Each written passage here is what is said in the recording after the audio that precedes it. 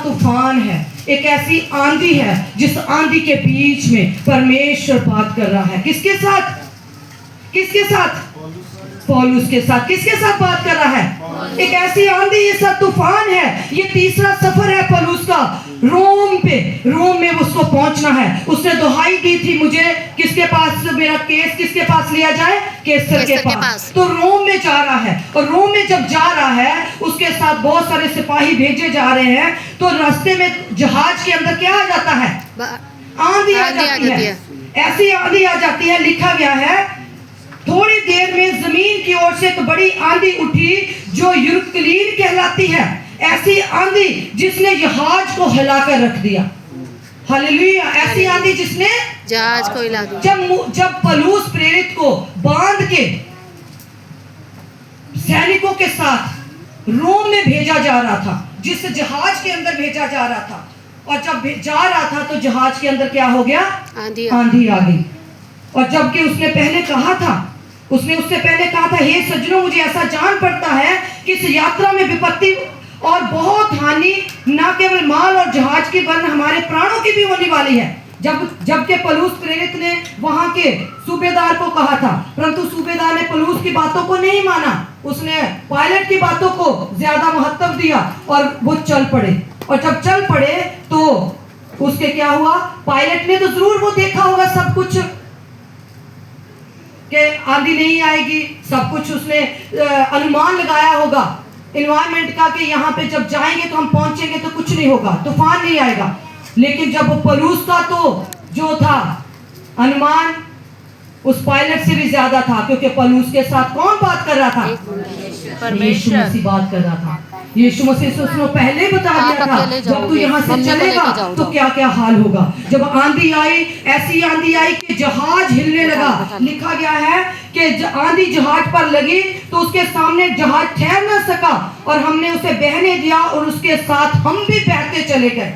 और वहां पे अगर आप पूरा उसको अध्याय पढ़ोगे, 27 अध्याय, लिखा गया 14 दिन तक वो आंधी और तूफान में बहते रहे और ना उन्होंने कुछ खाया ना उन्होंने पिया। हालेलुया। और वहां के उन्होंने लंगर खोल दिए, पतवारें खोल दी, सब कुछ खोल दिया, और एक जहाज जाके 14 दिन के बाद, 14 दिन रात का उनको कुछ नहीं पता, और तूफान चलता चला जा रहा है, आंधी आती चली जा रही है। सूबेदार घबरा जाता है और लोग वहां के सैनिक घबरा जाते हैं। सूबेदार को कहते हैं कि इसको तो सुरक्षित पहुंचाना है, लेकिन ये अगर इसने छलांग मार दी, अगर ये तैर के चला गया तो ये पौलुस बच जाएगा। इसलिए पौलुस को क्या कर दो? पौलुस को पकड़ लो, इसको कहीं जाने ना देना, और कहीं ये तैर के कहीं चला ना जाए। जब ये सब कुछ हो रहा था, लिखा गया है 276 लोग उस जहाज में सवार थे। जहाज एक जगह पे टिका और उन्होंने देखा कि वो जहाज किस जगह पे जाके टिक गया है? एक टापू पे जाके टिक गया है। हालेलुया। और टापू पे जाके टिक गया है, और उस टापू का नाम था माल्टा। और उस टापू के पास जाके जब बैठते हैं बहुत ठंड होती है। लिखा गया है कि उन्होंने लकड़ियों का गट्ठा बनाया और अब वो आग जलाकर उसको सेकने लगे। लेकिन लकड़ियां जैसे वो उठाते हैं तो क्या निकलता है लकड़ियों के अंदर से? और वो सांप किसको चिपक जाता है? पौलुस को चिपक जाता है, पौलुस के हाथ को। वहां के लोग, जो आदिवासी लोग होते हैं, वो देखते, वो कहते हैं जहाज से तो बच गया, लेकिन यहाँ पे सांप ने इसको क्या कर लिया है? पकड़ लिया है। सांप ने इसको पकड़ लिया। अब देखो, ये तो ऐसा ही उन्होंने वर्ड ऐसा यूज किया, कहते हैं, लिखा है कि सांप की आग में जब पौलुस ने लकड़ियों का गट्ठा पिटोकर आग पर रखा तो एक सांप आंच पाकर निकला और उसके हाथ से लिपट गया। जब उन निवासियों ने सांप को उसके हाथ से लटके हुए देखा तो आपस में कहा, सचमुच मनुष्य हत्यारा है। हालेलुया। उन्होंने उसको क्या बोला? पौलुस को हत्यारा है। यद्यपि समुद्र से तो बच गया, लेकिन सांप ने इसको पकड़ लिया। अब सांप इसको काट लेगा और ये मर जाएगा। सांप को आग, और लेकिन उसने पौलुस ने क्या करा? तब उसने सांप को आग में झटक दिया और उससे कुछ हानि ना पहुंची, परंतु वे बाट जोते थे। वो देख रहे थे, वो आदिवासी, कि ये तो मर जाएगा, ये तो मर जाएगा। और लेकिन वह सूझ जाएगा और एकाएक गिर के मर जाएगा। परंतु जब वे बहुत देर तक देखते रहे, देखा कि उसका कुछ भी नहीं बिगड़ा, तो अपना विचार बदल कर कहा, ये तो कोई देवता है।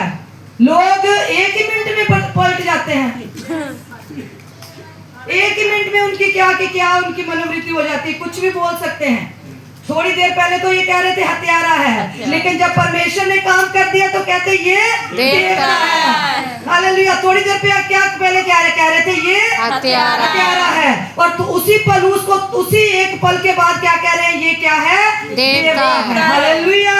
हमारा परमेश्वर ऐसा परमेश्वर है, लोग कुछ भी कह सकते हैं, लेकिन परमेश्वर जब वो करता है, आंधी तूफानों के अंदर भी, उन जहाजों के अंदर भी परमेश्वर हमें खड़ा करने के लिए, और परमेश्वर हमें बड़े ही और समर्थ के साथ खड़ा करने के लिए तैयार है। हालेलुया। लेकिन वो पलूस का विश्वास था, वो विश्वास के साथ खड़ा था। उसको पता था इस समुंदर की लहरों के अंदर, इस समुंदर के अंदर यीशु मसीह मेरे साथ है।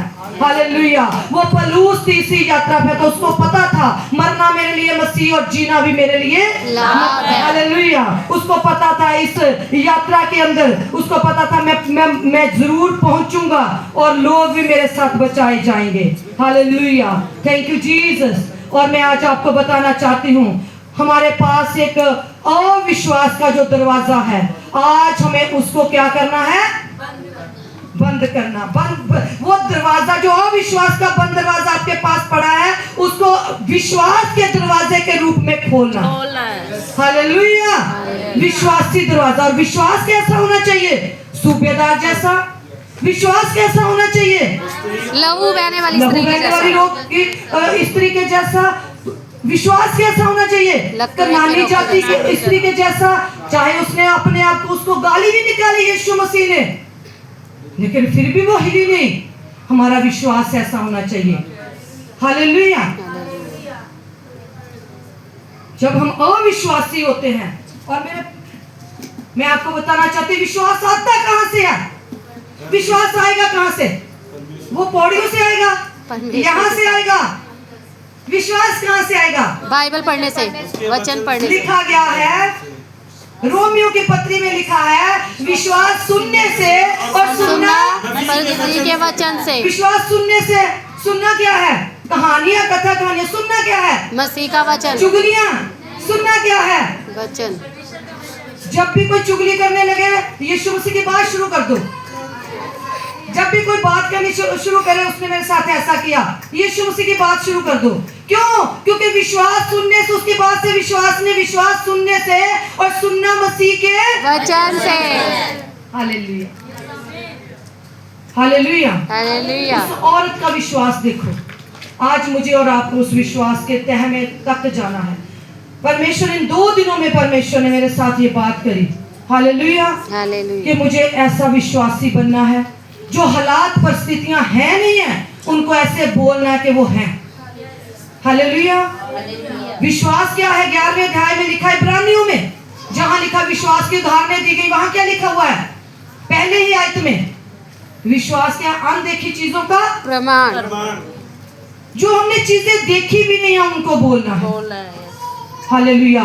घंटा लगे, 2 घंटे लगे, बोलना शुरू करो आज से, मेरे जीवन में ये हो चुका है। यीशु के नाम से मेरे परिवार और मेरे घराने, मेरे जीवन, मेरे पति के जीवन, मेरे बच्चों के जीवन, मेरे घराने के जीवन से ये बीमारी निकल चुकी है। मेरे परिवार के जीवन से, मेरे घराने के जीवन से, यीशु के नाम से ये बेरोजगारी खत्म हो चुकी है। अगर कह दिया तो इसका मतलब हो चुकी है। मुझे ये जॉब मिल चुकी है। हालेलुया।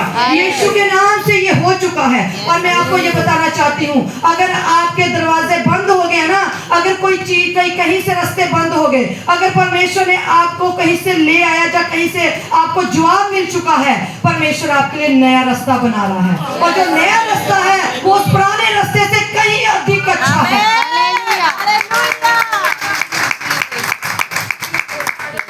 हालेलुया। वो पुराने रास्ते से वो नया रास्ता कहीं अधिक अच्छा है। हालेलुया। जब हम ऐसे इस जगह तक इस विश्वास में पहुंच जाएंगे, परमेश्वर सचमुच आज मेरे और आपके अंदर वो विश्वास चाहता है। सूबेदार यीशु के पास आया, वो औरत भी यीशु के पास आई। जब तक हम यीशु के पास नहीं ना जाएंगे, मैं कहना चाहती हूँ आप यीशु मसीह के पास जाकर देखो, सब कुछ बदल जाएगा, सब कुछ बदल जाएगा। ना माफ करने का स्वभाव, मैं आपको कहना चाहती हूँ, कोई आपसे माफी मांगे ना मांगे, आपको माफ करना ही पड़ेगा। क्यों करना पड़ेगा? क्योंकि आप तभी माफ किए जाओगे। हालेलुया। हम